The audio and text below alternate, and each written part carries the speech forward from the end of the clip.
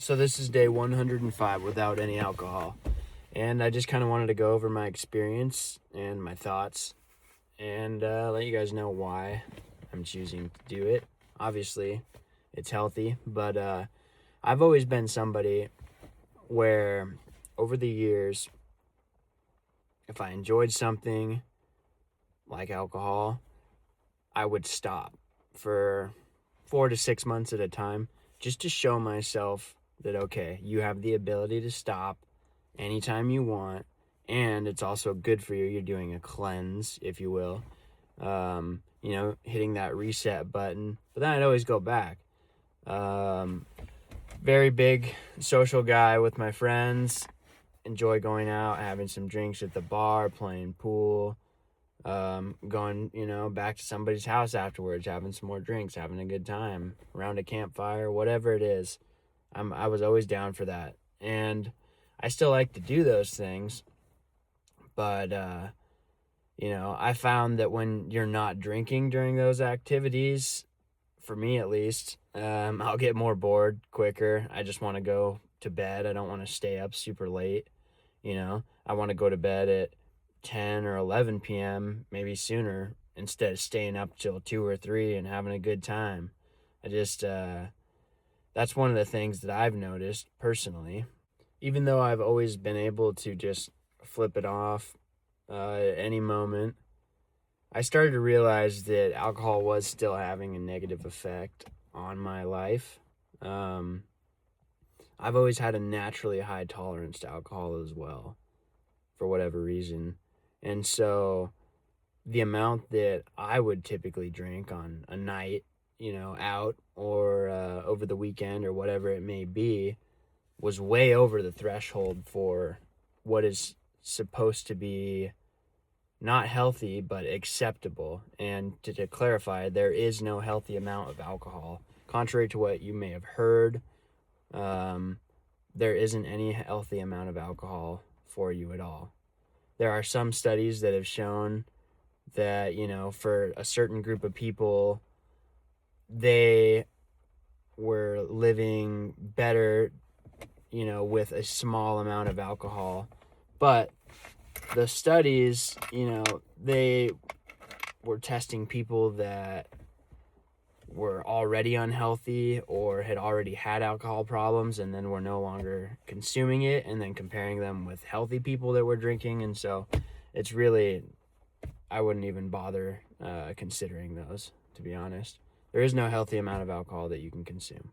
And so as I got older, as I've been getting older, I'm not that old, but the first time I had a drink was 12 or 13. And, for a certain stretch of your life, you don't really get a hangover at all. And I think after 21 or 22, I started getting some hangovers, and I was like, this kind of sucks, but it just like rapidly increased for me personally. The hangovers where, I'd be out of commission for a day, sometimes two, and then, like even the third day, don't feel that good. It's not the end of the world. I also started getting the anxiety where, you'd be hungover and super anxious about being hungover, which is like one of the worst combinations in the world. And I just started realizing, I was like, the 8 hours of fun or whatever it may be is not worth the 24 to 48 hour recovery.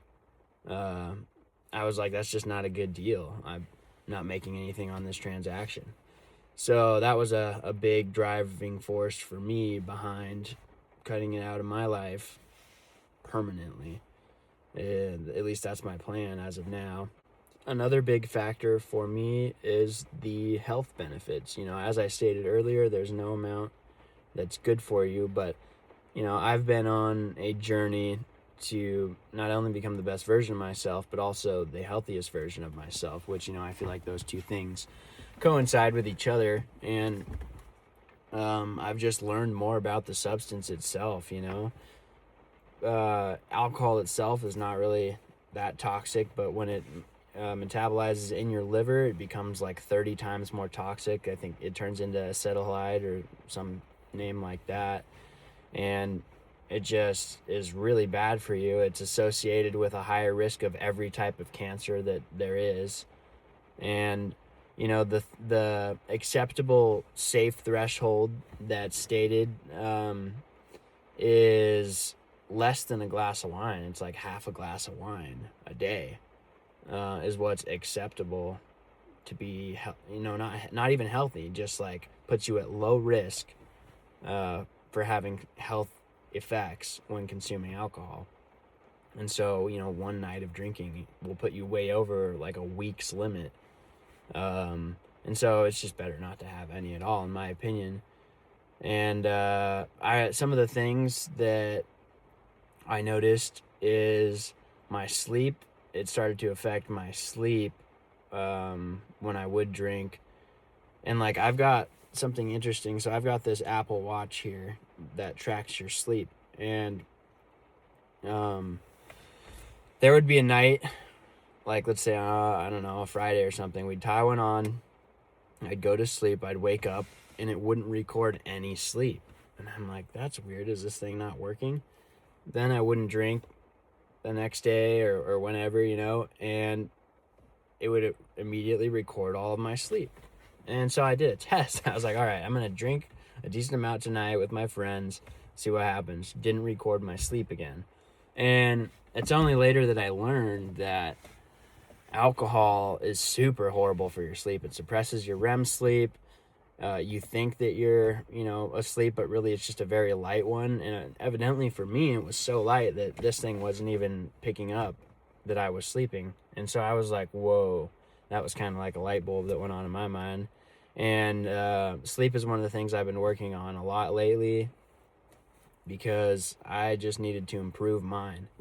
And cutting out alcohol was, it's just another good thing to do that with. I'd also have a very inflamed gut quite often. And, even if you're not like a full-blown alcoholic drinking all the time, maybe you only drink on the weekends or whatever.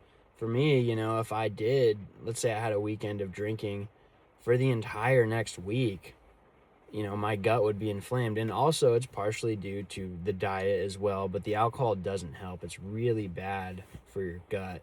It's really bad for your brain, obviously your liver. It's just bad for you in general, but like those areas specifically, worse for.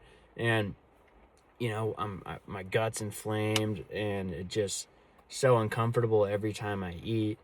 And so while I've been on this, journey that I'm on currently, it's just another reason for me to cut it out. Now, a lot of you might have clicked on this video because you're wondering, all right, well, what are you're on day 105 now.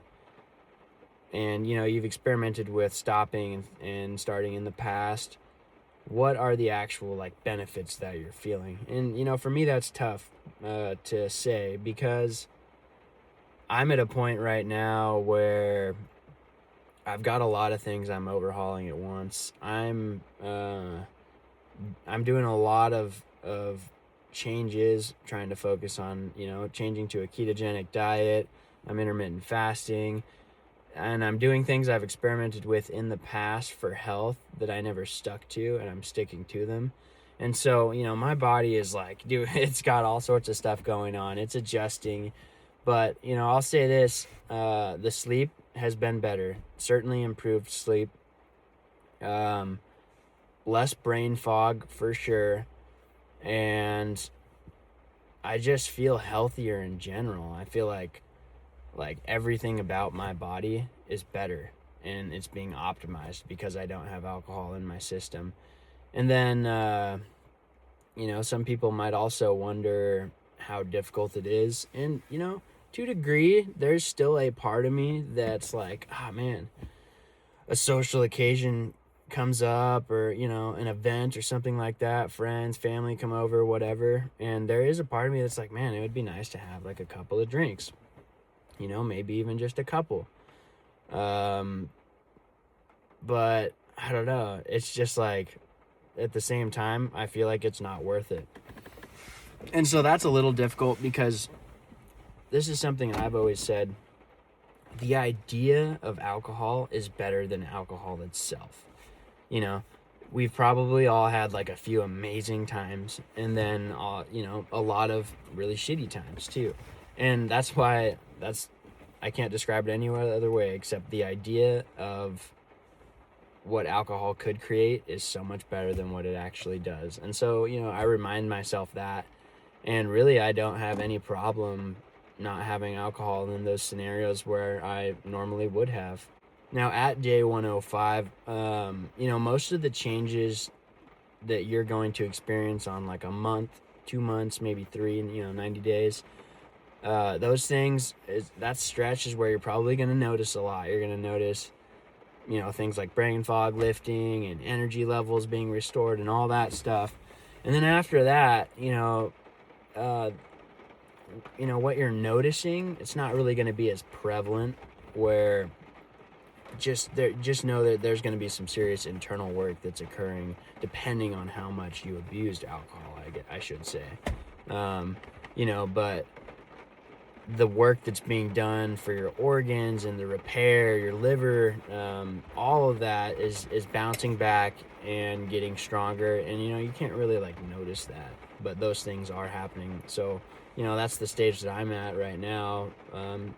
Just a little bit past the 3-month mark, and pretty much from here on out, the internal work's going to be being done. And, as far as any other benefits from not drinking, I've pretty much reaped those at this point. And that's been my experience so far. I might do an update. I'm not sure yet. I might talk a little bit more about the benefits of not drinking on a scientific level, because it's really interesting, at least to me. And it's something that I do also just to kind of keep me on track, is that I like to learn more about the substance itself. I'm somebody that really likes to learn about things and just dive into them. And for me, that knowledge helps me make informed decisions and keep out my emotional reasoning when I'm looking at things. So that's kind of been my experience. Hopefully this video helps some of you,